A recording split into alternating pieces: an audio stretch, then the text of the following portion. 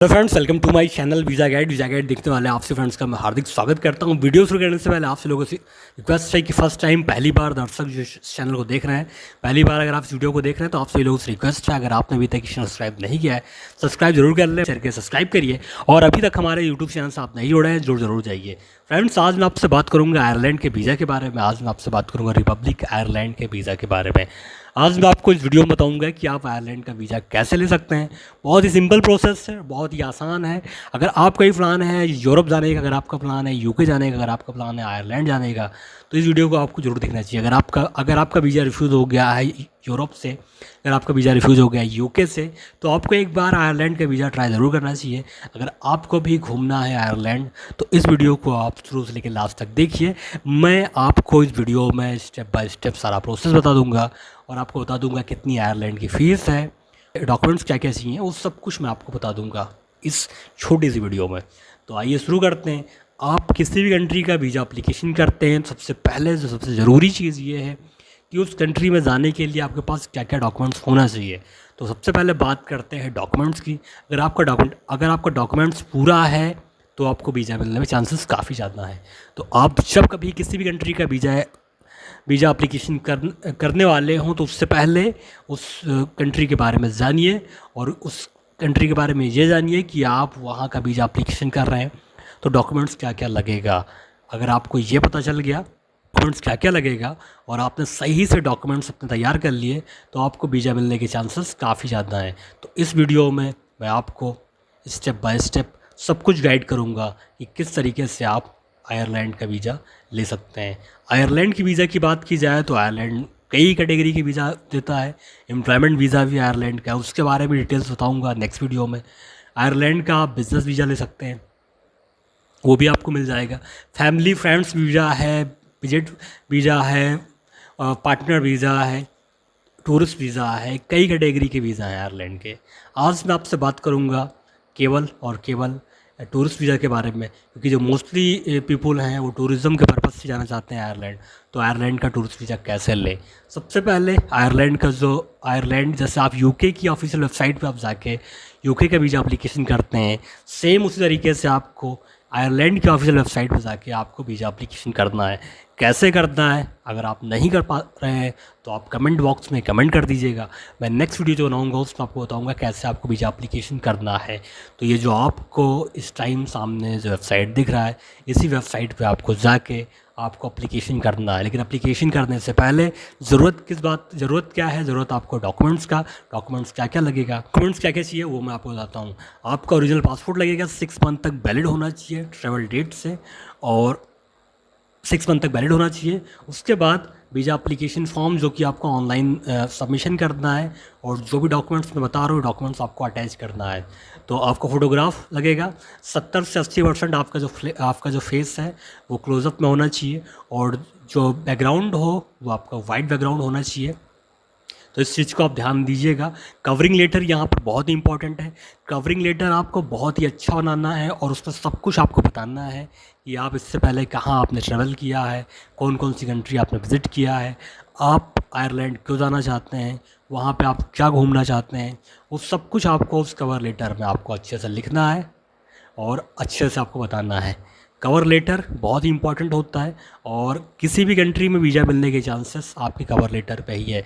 Cover letter का मतलब है आप हाई कमीशन में जो इमिग्रेशन ऑफिसर हैं, वीज़ा ऑफिसर हैं, उनको आप अपने बारे में बता रहे हैं कि मैं कौन हूँ, मैं कहाँ रहता हूँ, मैं क्या करने जा रहा हूँ, मैं वहाँ जाके क्या करूँगा, मैं कहाँ कहाँ घूम चुका हूँ, आगे मुझे कहाँ कहाँ घूमना है। तो ये सब जो है ये आप कवर लेटर में आपको बताना रहता है।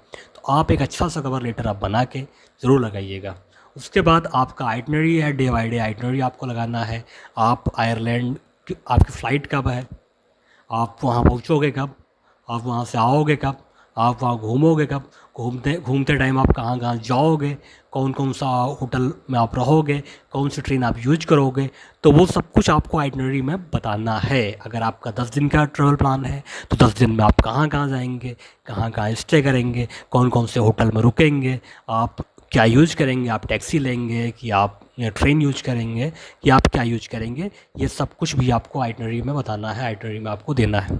इस टाइम आप किसी भी कंट्री में जा रहे हैं, तो आपका सबसे इम्पोर्टेंट है ट्रैवल इंश्योरेंस। ट्रैवल इंश्योरेंस आपको यहाँ पे कराना है। ट्रैवल इंश्योरेंस बहुत ही इम्पोर्टेंट है। उसके बाद सबसे जो ख़ास बात ये है कि आप आयरलैंड में कहाँ रुक रहे हैं, तो उसके लिए आपका होटल रिजर्वेशन होना चाहिए और कंफर्म होटल की बुकिंग होना चाहिए। अगर आपका कोई रिलेटिव, अगर आपका कोई फ्रेंड है, वो अगर आपको स्पॉन्सर कर रहा है तो उसका स्पॉन्सर लेटर होना चाहिए।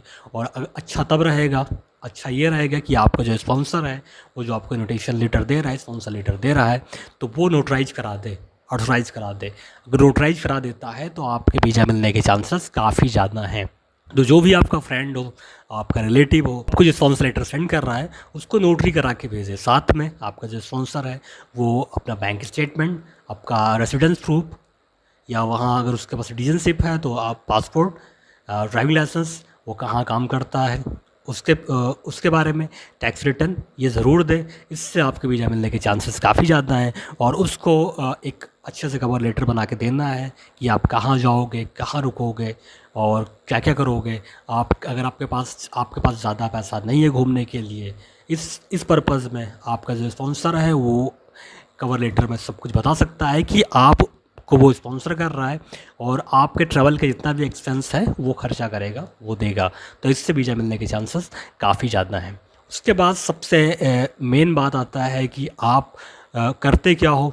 आप स्टूडेंट हो, अगर आप स्टूडेंट हो तो आपको वीज़ा मिलने में चांसेस काफ़ी कम हैं। इसके लिए आपको क्या करना होगा, आपको अगर कोई स्पॉन्सर कर रहा है, मान लीजिए आपके पिताजी, और या फिर कोई आपके अंकल आपको स्पॉन्सर कर रहे हैं या आपकी ट्रिप ऑर्गेनाइज कर रहे हैं, तो आप उनके डॉक्यूमेंट्स आप लगा सकते हो।